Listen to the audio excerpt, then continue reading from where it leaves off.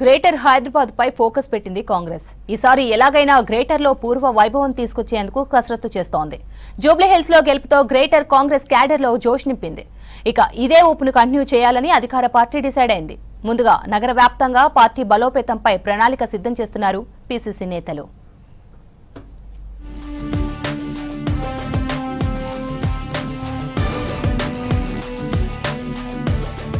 GHMC ఎన్నికలపై focus చేసింది కాంగ్రెస్. ఇప్పటికే గ్రేటర్లో 2 ఎమ్మెల్యే సీట్లు ఖాతాలో వేసుకున్న హస్తం పార్టీ ఇప్పుడు బల్దియా పైన జెండా ఎగురవేయాలని గట్టి పట్టుదలగా ఉన్నారు సీఎం రేవంత్ రెడ్డి.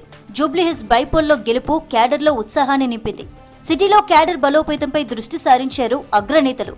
2023 అసెంబ్లీ ఎన్నికల తర్వాత జరిగిన కంటోన్మెంట్ జూబ్లీహిల్స్ ఉప ఎన్నికల్లో కాంగ్రెస్ గ్రాండ్ విక్టరీ కొట్టింది. ఇప్పటికే గ్రేటర్ పరిధిలో కాంగ్రెస్ సంస్థాగత ప్రక్రియ పూర్తి అయింది. ఇన్ఛార్జిగా ఉన్న మాజీ ఎమ్మెల్యే జగ్గారెడ్డి ఏఐసీసీకి రిపోర్ట్ ఇచ్చారు. హైదరాబాద్ ఇన్ఛార్జి మంత్రిగా పొన్నం, రంగారెడ్డి జిల్లా ఇన్ఛార్జి మంత్రిగా శ్రీధర్ బాబు ఉన్నారు. ఇక అటు అజారుద్దీన్ ను మంత్రివర్గంలోకి తీసుకోవడంతో గ్రేటర్ సిటీ నుంచి మంత్రివర్గంలో ప్రాతినిధ్యం దక్కింది.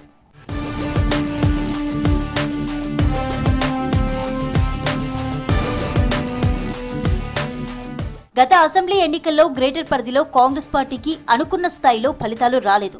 అటు పార్లమెంట్ ఎలక్షన్లోనూ అదే పరిస్థితి ఉంది. 2023 అసెంబ్లీ ఎలక్షన్లో అధికారంలోకి వచ్చిన తర్వాత జరిగిన బైపోల్లో కాంగ్రెస్ విజయం సాధించింది.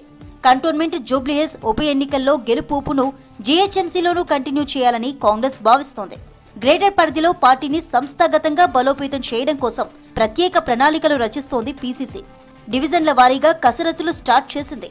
ఇతర పార్టీల నుంచి నేతల చేరికలను ప్లాన్ చేస్తోంది.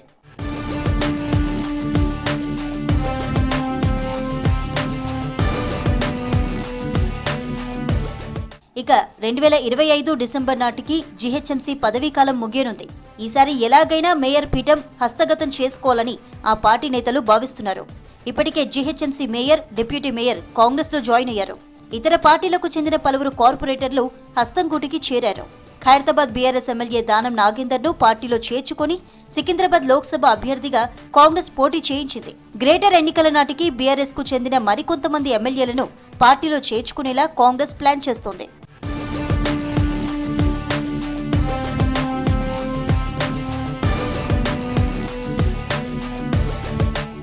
మరోవైపు గ్రేటర్ అభివృద్ధిపై సీఎం రేవంత్ రెడ్డి ప్రత్యేక దృష్టి సారించారు. ఇప్పటికే సిటీలో అక్రమ కట్టడాలను తొలగిస్తున్నారు. 4th సిటీ పేరుతో మరో నగరాన్ని ఏర్పాటు చేస్తామని సీఎం రేవంత్ ఇప్పటికే ప్రకటించారు. సిటీ శివారు ప్రాంతాల వరకు మెట్రో విస్తరణకు కసరత్తు చేస్తున్నారు. రీజనల్ రింగ్ రోడ్డు పనులు కూడా స్పీడ్ అయ్యాయి. సిటీలో ఫ్లైఓవర్లు, రోడ్లు, నాలాల అభివృద్ధి కార్యక్రమాలు ఊపందుకున్నాయి. మూసీ నది పునరుజ్జీవంపై కాంగ్రెస్ ఫోకస్ పెట్టింది. గ్రేటర్ ఎన్నికల్లో ప్రజలు హస్తం పార్టీ వైపుకు మొగ్గు చూపేలా సీఎం రేవంత్ స్కెచ్ రెడీ చేస్తున్నారు. జూబ్లీహిల్స్ ఉప ఎన్నికల్లో కాంగ్రెస్ కి ఎంఐఎం సపోర్ట్ చేసింది. జీహెచ్ఎంసీ ఎన్నికల్లోనూ మజ్లిస్ తో ఫ్రెండ్లీగా ఉండాలని భావిస్తోంది. పాత బస్తీలో ఉన్న సీట్లను మజ్లిస్ కు వదిలేసి మిగతా స్థానాల్లో ఎంఐఎం సపోర్టు తీసుకుంటే మేయర్ పీఠం కైవసం చేసుకోవచ్చనే లెక్కలు వేస్తున్నారు హస్తం లీడర్లు.